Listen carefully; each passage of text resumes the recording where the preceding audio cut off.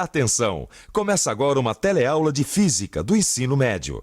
Você vai assistir a teleaula de número 10. Bons estudos!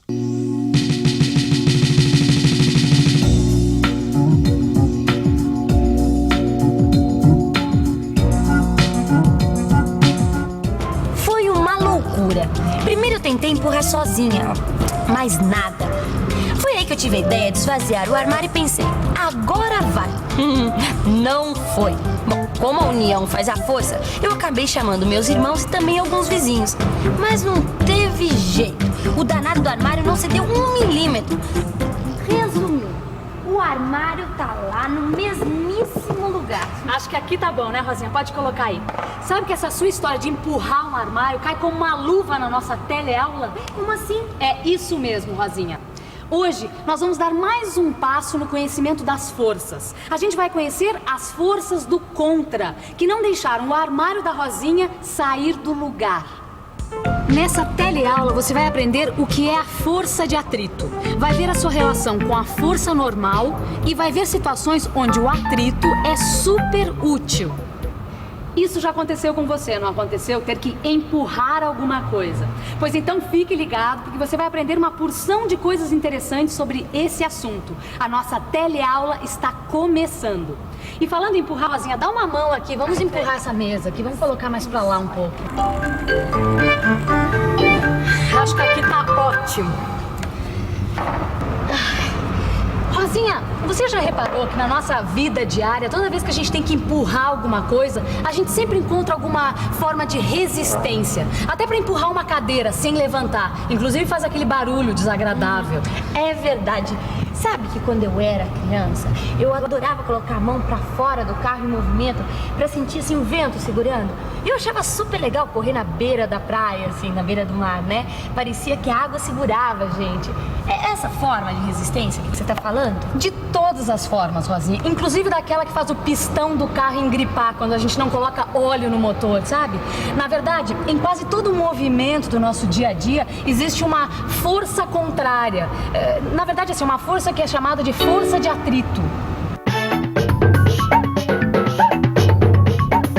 Força de atrito. Força que se opõe ao movimento de um corpo em relação a outro com que está em contato. Força de atrito? Ih, tá cheio de exemplos. Deixa eu ver. Quando você tenta colocar um parafuso na parede, ele não gira mais? Força de atrito. O vento que bate no para-brisa do carro exerce uma força de resistência. Essa força de resistência é força de atrito. Agora mesmo eu estava lendo aqui nessa revista algumas maneiras de como driblar o atrito. Veja só. As linhas mais aerodinâmicas dos carros esportes são uma forma de diminuir a resistência do ar. Outro exemplo. Essa é incrível. Nas competições de natação, os atletas se depilam para evitar o atrito entre os pelos e a água. Bom, até nessa brincadeira de botar a mão para fora do carro em movimento, a gente percebe que existem posições em que o vento segura menos. Quer dizer, onde a força de resistência, a força de atrito é menor. Bom, mas com mais ou menos atrito, a verdade é o seguinte. A nossa vida está cheia de exemplos onde surgem forças de resistência ao movimento. Quando nós empurramos um armário, por exemplo. Por favor, vamos imaginar a seguinte situação. Você tentou empurrar um armário super pesado e ele não se moveu. Por que será que ele não mexeu nem 1 milímetro sequer? Porque eu não tinha força para empurrar ele. E que ele está colado no chão. Ué, por causa da ação da gravidade, ué. A ação que eu proporcionei não foi suficiente. Ele tá pesado. Intuitivamente as pessoas sabem porque o armário não se movimentou. Mas vamos tentar entender o que aconteceu com o armário usando as leis de Newton. Na linguagem da física, nós dizemos que o armário não se moveu porque a soma das forças que atuou sobre ele era igual a 0. Mas para a gente estudar e propor alguma solução para o problema do armário, é necessário que a gente dê 3 passos que a gente viu na teleaula passada. Você se lembra qual que era o primeiro deles? É isso mesmo, o isolamento. Aí está o diagrama de forças. Repare que são 4 forças aplicadas sobre o armário. a força de atração que a Terra exerce sobre todos os corpos que estão perto de sua superfície, ou seja, o peso P. A força F que as pessoas estão fazendo para empurrar o armário. A força que o chão faz para sustentar o armário, que é chamada de força normal. Ela tem esse nome porque está sempre perpendicular em relação à superfície de contato entre o corpo e o solo. E por último, a força que o chão faz para impedir que o armário vá para frente, a força de atrito. Bom, Rosinha, vamos entender melhor a força de atrito, certo? A primeira coisa a perceber é que a força normal, esta aqui, ó, e a força de atrito são as duas forças que impedem o movimento do armário. Na verdade, a força normal e a força de atrito nada mais são do que componentes da força de resistência exercida pelo chão sobre o armário. Então repare que a força normal é a parte da força de resistência que impede que o armário desça. E a força de atrito é a parte da força de resistência que impede que o armário se desloque na direção da força que o está empurrando. Quer dizer, então, que existe uma relação entre essas duas forças, a força normal e a força de atrito? Exatamente, você matou a charada, Rosinha. E é até possível mostrar que essas duas forças têm os módulos diretamente proporcionais. E essa relação é dada pela expressão: força de atrito é igual a μ vezes força normal, onde μ, coeficiente de atrito, é uma constante. Ou seja, se a força normal, N, aumenta, a força de atrito, FAT, também aumenta. A constante μ, ou coeficiente de atrito, informa se o solo exerce muito ou pouco atrito sobre os corpos que estão em contato com ele. Quando o solo é áspero como esse, o μ é grande e aí tem muito atrito. Se o solo é mais liso, o μ é pequeno e o atrito é menor. Repare que mesmo as superfícies mais lisas, quando vistas sob microscópio, apresentam muitas rugosidades, que é o que gera o atrito. Quer dizer, então, se o solo tem muita rugosidade, μ é grande, força de resistência é maior e força de atrito também. Agora, se o solo tem pouca rugosidade, μ é menor, força de resistência é menor e força de atrito menor. Isso. Agora, e a força normal? A força normal depende da força-peso. Se o objeto é o mesmo, a força normal é constante. Agora, me diz uma coisa, Maristela. O que acontece com a força de atrito quando o corpo está parado? Boa pergunta, Rosinha. Você sabe? Então fique por dentro. Se não tem ninguém empurrando o armário, não existe motivo para que o solo impeça o movimento. Assim, a força de resistência é simplesmente igual à força normal. Mas se alguém começa a empurrar, a força de atrito aparece para impedir que o armário se movimente. E observe que interessante. À medida que mais pessoas empurram o armário, a força de atrito vai aumentando, até que a força das pessoas consegue fazer o armário se movimentar. Num gráfico, isso ficaria assim. À medida que a força das pessoas que empurram vai aumentando, a força de atrito também aumenta, mas o armário não se move. Nesta situação, chamamos o atrito de atrito estático. Quando a força que empurra é suficiente para movimentar o armário, a força de atrito cai um pouquinho e passa a ser constante. É o chamado atrito dinâmico.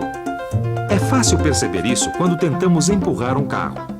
No começo, é preciso fazer muita força para fazer o carro andar. Mas depois que ele começa a se movimentar, fica mais fácil e podemos diminuir a força aplicada. Essa também foi a maior surpresa quando eu descobri.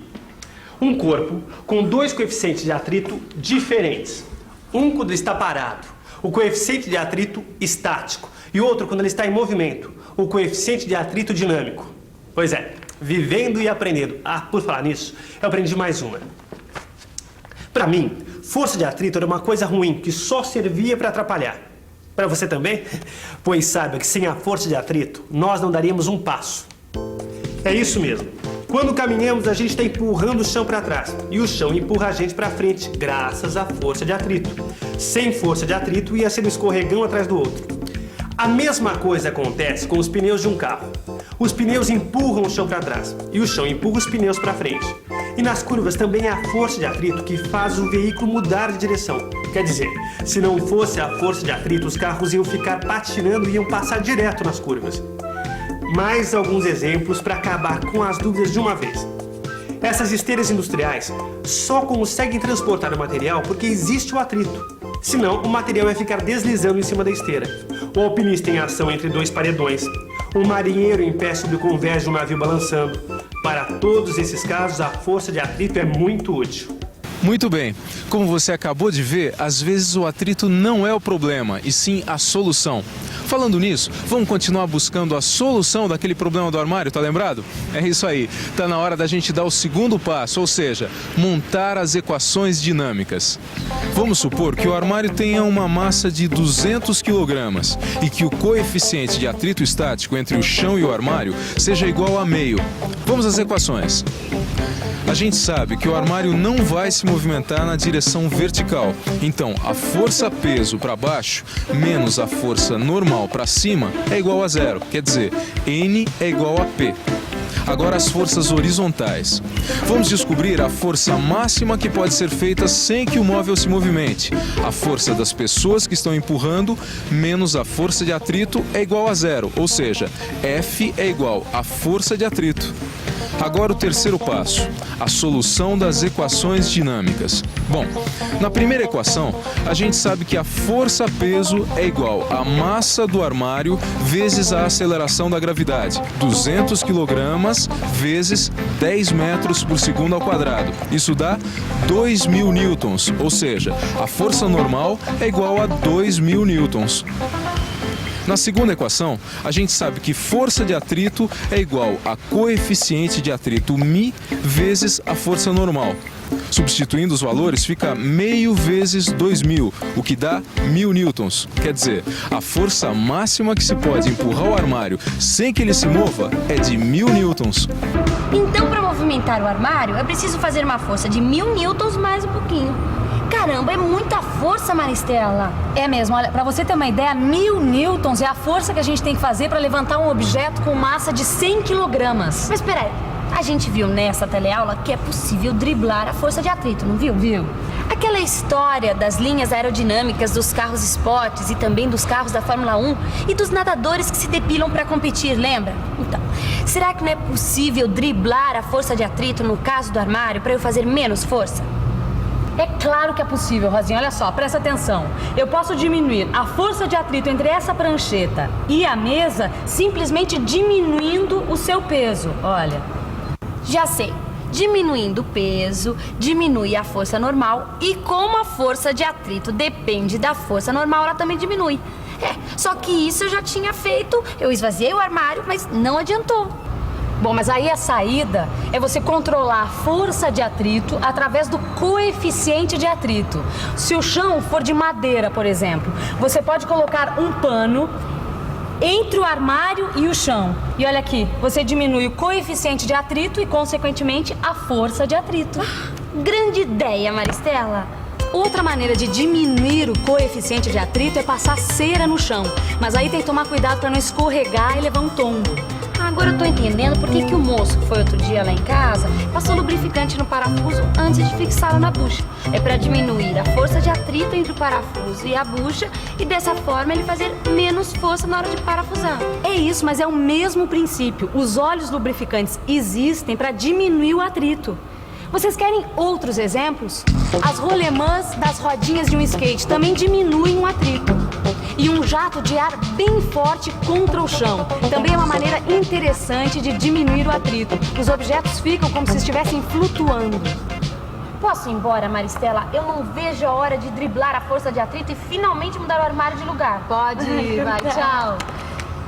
E antes de você ficar tentado a empurrar alguma coisa, que tal a gente fazer uma boa revisão de tudo que a gente viu na teleaula de hoje, hein? E atenção, se liga aí, que é hora da revisão. Na teleaula de hoje, você ficou conhecendo o conceito de força de atrito. Viu a relação da força de atrito com a força normal. Aprendeu como resolver situações em que o atrito atrapalha o nosso serviço, podendo assim planejar sua ação para fazer menos força. E viu também que existem muitas situações em que o atrito é muito útil. Bom, nossa teleaula fica por aqui, mas agora você já sabe, é a sua parte. Leia o seu livro de estudos e resolva os exercícios. Teleaula que vem tem mais. Tchau!